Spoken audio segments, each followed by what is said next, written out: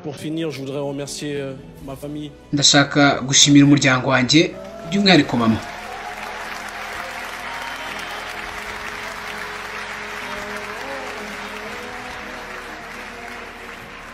Twararuhanye kandi yariteguye kumfasha. Ababyeyi banjye barandeze banyitaho nk'ababyeyi nubwo bitari byoroshye.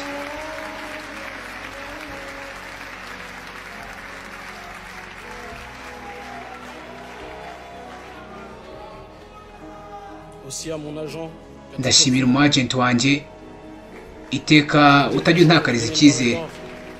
Yigeze kumbwira ati umunsi umwe uzatwara Ballon d'Or. Yahoze yiteguye kumfasha, yaranyizeraga, ni inshuti yanjye ikomeye.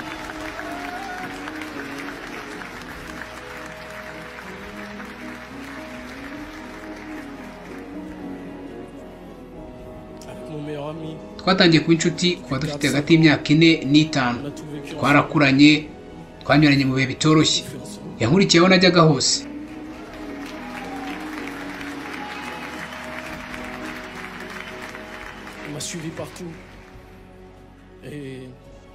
Kugeza ubu turi kumwe kandi tuzahorana. Murakoze, shimiye buri wese, ijoro ryiza.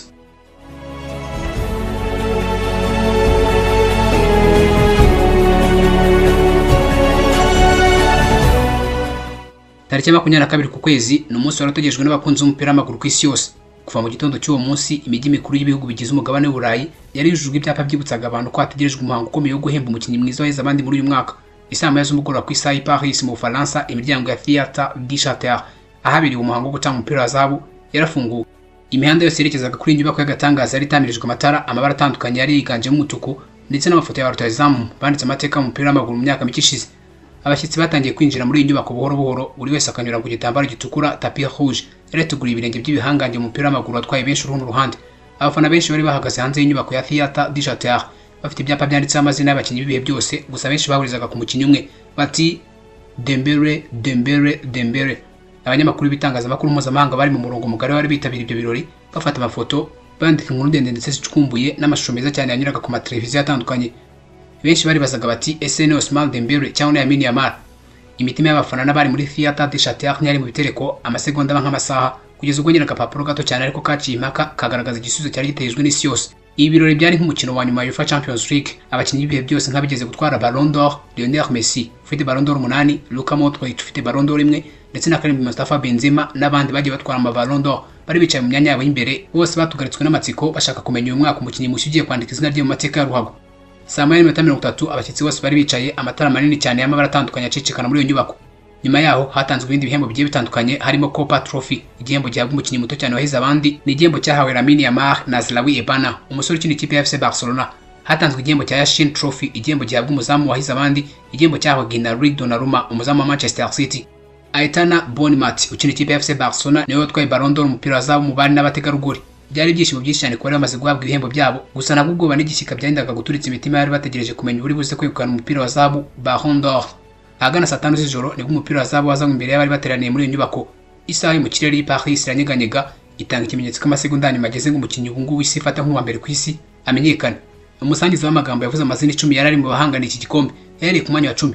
Ati Vitinha ukina ikipe ya Paris Saint-Germain akaba aturuka mu gihugu cya Portugal.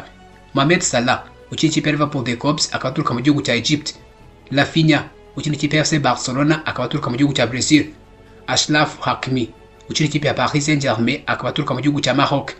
Kylian Mbappé ukina ikipe ya Real Madrid akaba ari Umufaransa. Cole Palmer ukina ikipe ya Chelsea de Bruges akaba ari Umwongereza. Gnabry Donnarumma ukina ikipe ya Manchester City akaba ari Umutaliyani. Ku mwanya wa gatatu asoreza kuri Nuno Mendes ukina ikipe ya Paris Saint-Germain akaba akina ikipe y'igihugu ya Portugal. Nyuma yo kuvuga amazina yose, umusangizi w'amagambo agize ibanga amazina abiri yonyine. Ousmane Dembele ukina ikipe ya Paris Saint-Germain akaba ari Umufaransa. Lamine Yamal na Zlawi Ebana ukina ikipe ya Barcelona akaba akina ikipe y'igihugu ya Espagne. Babiri bari bahanganiye Ballon d'Or. Iminota mike y'amaze avuga hategerejwe ko Ronaldinho Kawucha atangazwa wegukana iki gihembo, yari nk'isaha yose ku bantu amamiliyari yari akurikiranye uyu muhango. Bamwe bibaza bati ni Lamine Yamal cyangwa ni Dembele. Kamera zose zari zerekeye kuri Lamine Yamal na Ousmane Dembele bari bicajwe imbere, bose bambaye amakoti y'imikara, birebera hasi nk'abana bagiye guhabwa indangamanota ku ishuri. Gusa nabwo amaso yabo agakomeza kugaragaza ko bafite icyizere n'umutuzo. Ronaldinho Kawuchu, umugabo ukomoka muri Brazil, umunyabigwi mu makipe akomeye nka FC Barcelona, Paris Saint-Germain ndetse na AC Milan niwe yagombaga gufungura akabasha kari karimo agapapuro gato cyane kanditseho wahawe icyo gihembo. Mu ijwi rituje ati Dembele. Ijwi ry'ibyishimo ku bakunzi n'abafana be byumvikanye hose muri iyo nzu. Abafana be henshi ku isi batangira kuririmba izina rye, abakinnyi bakomeye nka Lionel Messi barahaguruka mu amashyi. Ousmane Dembele Dembuzi yahagurukanye akanyamuneza, amarira amuzenga mu maso, ahobera inshuti ze zari kumwe nawe, hanyuma ajya imbere y'imbaga nyamwinshi yari iteraniye aho. Ijambo yavugiye imbere y'isi yose ryari rigufi ariko nyine rifite uburemere. Yashimiye umuryango cyane cyane mama we, abatoza bamuhaye icyizere, abakinnyi bakinanye ndetse n'abafana be bakomeje kububa hafi mu bihe byose yanyuzemo, cyane cyane mu bihe by'imvune zashoboraga kumusunikira gusezera umupira w'amaguru vuba. Nyuma y'uko Ousmane Dembele yegukana igihembo cya Ballon d'Or ku nshuro ya mbere mu mateka ye, abakinnyi b'ibihanganye n'abakunzi b'umupira w'amaguru ku isi yose batangajwe n'intsinzi ye. Lionel Messi, inshuti ye magara kuva bakina mu ikipe ya FC Barcelona, yanyujije ubutumwa bwo kumushimira ku mbuga nkoranyambaga ze avuga ko nyine yishimiye cyane intsinzi ye kandi ko Ousmane Dembele Dembuzi ngo yarabikwiye. Kuva uwo mwanya Ousmane Dembele nawe yaramaze kwandika amateka atazigira yibagirana mu isi ya ruhago. Ousmane Dembele we yanarenze gufatwa nk'umukinnyi wa mbere mwiza ku isi y'umwaka, ahubwo nyine ashingiye ku nkuru ye bwite ngiye kugaruka muri iki kiganiro. Yongeye kugarura icyizere benshi cyane ko burya na nyuma y'ibigeragezo byinshi cyane umuntu ashobora kongera kugera ku gasongero k'intsinzi. Ousmane Dembele yavutse ku itariki ya 15 Gicurasi umwaka w'1997 avukira mu mujyi wa Vernon mu Bufaransa, umuryango wakundaga sport cyane. Se ukomoka muri Mali yakundaga cyane umupira w'amaguru ndetse akanamwigisha uburyo ukinwa, mu gihe nyina ukomoka muri Mauritania akaba afite n'inkomoko muri Senegal. We nk'uko Ousmane Dembele yabigarutseho, yahoraga amugaragariza ko amushyigikiye mu myitozo ye ndetse no ku rwego rwo kwiyungura ubumenyi bwamugize igihangange isi yose y'umupira w'amaguru ivuga uyu munsi. Nk'umwana muto Ousmane Dembele Dembuzi yatangiye gukina ku bibuga bitandukanye byabarizwaga mu mudugudu w'aho yari atuye muri Vernon. Agakina nta godiye, amaguru masamasa, nawe ushobora kuwise wibuka ukuntu wafataga bodaboda zawe ukazishyira mu maboko ubundi ugakinisha amaguru buri buri, hanyuma yakabeshya ngo uzisize mu birenge utangiye gukina, umubyeyi wawe yakubona ubwo nyine ugakubita inkoni zazagutse kuzo Yesu yakubiswe. Ku myaka 7 gusa Ousmane Dembele yari amaze kumenyekana nk'umuntu udasanzwe mu mashuri yatozaga abana gukina umupira w'amaguru. Abarezi be n'ababyeyi be bari baramaze kumubonamo imana idasanzwe. Ku myaka 10 gusa Ousmane Dembele yinjiye mu ishuri ry'umupira w'amaguru rya Reme Avlexi, aho yagiye naho agashimangira ubuhanga bwe. Mu myaka 2 gusa uyu musore yari amaze kuba umwe mu bakinnyi bakuzwe cyane ku rwego rw'intara yabarizwagamo. Abatoza be ngo babonaga ko yari afite ubushobozi bwo guhindura umukino mu minota mike gusa, ikintu cyaje kumufasha mu rugendo rwe rwo kuba umunyamupira kugeza ku rwego mpuzamahanga. Mu mwaka wa 2010 Ousmane Dembele yagiye mu kademi k'ikipe mu Bufaransa yitwa Stade Rennais, niyo kipe yamuhaye amahirwe yo gutangira kwiga uburyo bwo gukina kinyamwuga. Mu mwaka wa 2015-2016 Ousmane Dembele yazamuwe mu kipe nkuru ya Stade Rennais. Muri uwo mwaka yakinnye imikino 26 muri Ligue 1, atsinda ibitego 12, anatanga imipira avuyemo ibitego 7, bituma atangira kugaragara nk'umukinnyi ngenderwaho mu ikipe nkuru ya Rennais.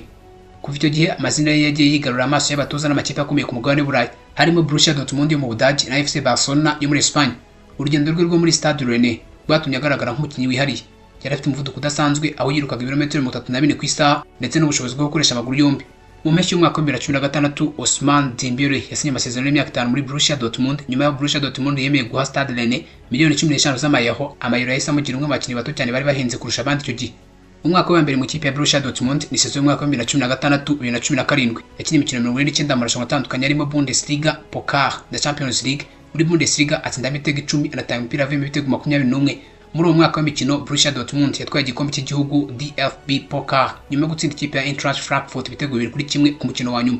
Icyo gihe benshi bavugaga ko Ousmane Dembele ari umukinnyi w'umurage w'ejo hazaza w'umupira w'amaguru w'isi kubera uburyo yihutaga agakinishwa ku mpande zombi z'ikibuga kandi nyine akabona udushya mu kibuga. Gusa nubwo byari bimeze gutyo, urugendo rwe mu ikipe ya Borussia Dortmund ntirwigeze rworoha. Yahuye n'imvune nyinshi cyane zatumye adakina imikino myinshi cyane. Mu mezi 12 gusa yasibye imikino 19 yose kubera imvune. Mu mpeshyi y'umwaka wa 2017 Ousmane Dembele yaguzwe n'ikipe ya FC Barcelona ku mayero miliyoni 105. Bamwe bata amafaranga amutanzwe bapfuye ubusa, abandi bati uyazaba Messi mushya wa FC Barcelona. Mu mwaka wa mbere muri FC Barcelona yibasuye n'imvune zikomeye, yamaze amezi 5 yose hanze y'ikibuga kubera imvune. Bitewe n'izi mvune benshi batangiye gushidikanya niba azakomeza kuba umukinnyi ukomeye, ndetse bamwe batangira kumaka se na ko umukinnyi utuzuye, mbese utuzuye nyine ugereranyije n'uwo bashakaga. Gusa Ousmane Dembele ntabwo yacitse intege, yakomeje imyitozo ye yihariye yibanda ku kongera imbaraga z'umubiri no kwirinda imvune. Mu mwaka wa 2018-2019 yatsinze ibitego 10 mu mikino 29 yakinnye muri La Liga, atanga imipira 6 yavuyemo ibitego. Mu mwaka wa 2020-2021 yarengejeho ibitego 5 kuko nyine noneho yatsinze ibitego 15, anatanga imipira 12 yavuyemo ibitego. Mu myaka 6 yamaze mu kipe ya FC Barcelona kuva mu mwaka wa 2017 kugeza mu mwaka wa 2023 ayivuyemo, yakinnye imikino 152, atsinda ibitego 36, atanga imipira yavuyemo ibitego 28. Abafana ba FC Barcelona baje kumukunda ndetse bamwe batangira kumufata nk'umukinnyi w'ingenzi cyane mu ikipe yabo. Gusa we ubuzima bw'i Catalonia ntabwo bwari bumworoheye. Imvune no guhangana n'igitutu cya Lionel Messi byari umutwaro uremereye ku buzima bwe bwa buri munsi. Mu mwaka wa 2023 Ousmane Dembele yagiye mu ikipe ya Paris Saint-Germain ku masezerano y'imyaka 3, aho nyine yahise atangira kugaragaza impano idasanzwe. Mu mwaka wa mbere yatsinze ibitego 18, atanga imipira 14 yavuyemo ibitego mu mikino 32 yakinnye muri Ligue 1. Yafashe Paris Saint-Germain kugera ku mukino wa nyuma ya UEFA Champions League ndetse no kwegukana igikombe cya Ligue 1 y'umwaka wa 2023-2024. Muri uyu mwaka mu kipe ya Paris Saint-Germain yagaragaje ko imvune noneho zitakimubuza gukora ibyo ashaka. Muri Paris Saint-Germain, Ousmane Dembélé yatangiye gufatwa nk'umukinnyi ufite ubushobozi bwo guhindura umukino mu minota 10 gusa, umukinnyi ufite imbaraga n'umuvuduko udasanzwe kandi ushobora gukinishwa ku mpande zombi z'ikibuga ndetse akaba n'umutima w'ikipe. Umwaka w'imikino wa 2024-2025, Ousmane Dembélé Dembuzi yakinnye imikino 30, atsinda ibitego 22, atanga imipira 16 yavuyemo ibitego, afasha ikipe ya Paris Saint-Germain kugera kuri finale y'igikombe cy'isi cy'amaklub ndetse arenzaho guhesha ikipe ya Paris Saint-Germain UEFA Champions League ya mbere mu mateka yayo. Iyi mibare yose umusore yagize mu mwaka wa 2024-2025 ihita igaragaza neza impamvu zumvikana zagendewe kugira ngo ahabwe Ballon d'Or y'umwaka wa 2025. Umusozo w'urugendo rwa Ousmane Dembélé Dembuzi rwo kumenyesha isi yose ko ari umukino udasanzwe wari uyu mwaka wa 2025, aho Ousmane Dembélé ahagaze ikiganiro imbere y'amaso y'isi yose i Paris, afata Ballon d'Or mu ntoki ze, hanyuma araterura ati uyu munsi si uwanjye gusa, ni uwacu twese abo twatangiranye urugendo rurerure, duhangana n'imvune, turangwa n'umutima ukomeye kandi dutsinda ibigeragezo byinshi. Ni ubutumwa kuri buri mukinnyi wese wifuza kugera kure, kwihangana no gukora cyane buryo bitanga umusaruro. Ayo ni amagambo nibuka Lionel Messi yigeze kumbwira dukina mu kipe ya FC Barcelona. Uyu musore yashimiye mama we, ashimira umuryango we byihariye.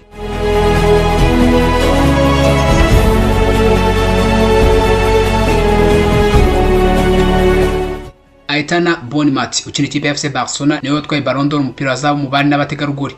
Mu mateka y'umupira w'amaguru mu bagore, igihembo cya Ballon d'Or Feminine cyatangiye gutangwa mu mwaka wa 2018 kugira ngo habeho gucyubahira abagore bakina umupira w'amaguru nk'umwuga nk'uko nyine bikorerwa n'abakinnyi b'abagabo ku ruhando mpuzamahanga. Umwe mu bakinnyi bakomeye cyane mu mateka yo kwegukana Ballon d'Or y'abagore ni Alexia Putellas ukina ikipe ya FC Barcelona, akaba ndetse n'umunya-Espagne kuko nyine akiri ikipe y'igihugu ya Espagne. Uyu yegukanye Ballon d'Or mu mwaka wa 2019 n'umwaka wa 2022 nk'umukinnyi w'umugore ufite impano idasanzwe. Yongeye kubisubiramo uyu mwaka atwara Ballon d'Or mu mwaka wa 2025 mu bagore, akaba ari ya gatatu kuri we.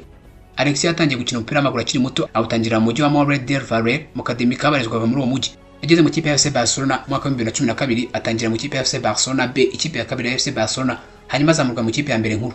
Ahita atangira kwigaragaza nk'umukinnyi udasanzwe mu mikino ya La Liga ndetse na UEFA Women's Champions League. Mu mwaka wa 2025, Putellas yafashe ikipe y'abagore ya FC Barcelona kwegukana La Liga ndetse no kugera ku mukino wa nyuma ya UEFA Women's Champions League batsinzwe muri ikipe ya Arsenal. Kuko Ousmane Dembélé wari we mukinnyi w'igihangange mu bagabo, Alexia mu bakinnyi b'igitsina gore ubu n'umwamikazi mu nzira yo kubahindura amateka mu rwego mpuzamahanga. Umwami ni Ousmane Dembélé, umukinnyi ukomeye ku isi ubu ngubu, hanyuma umwamikazi akaba Alexia Putellas. Congratulations to all. Jemvaga kuri micro na Bonera bayo.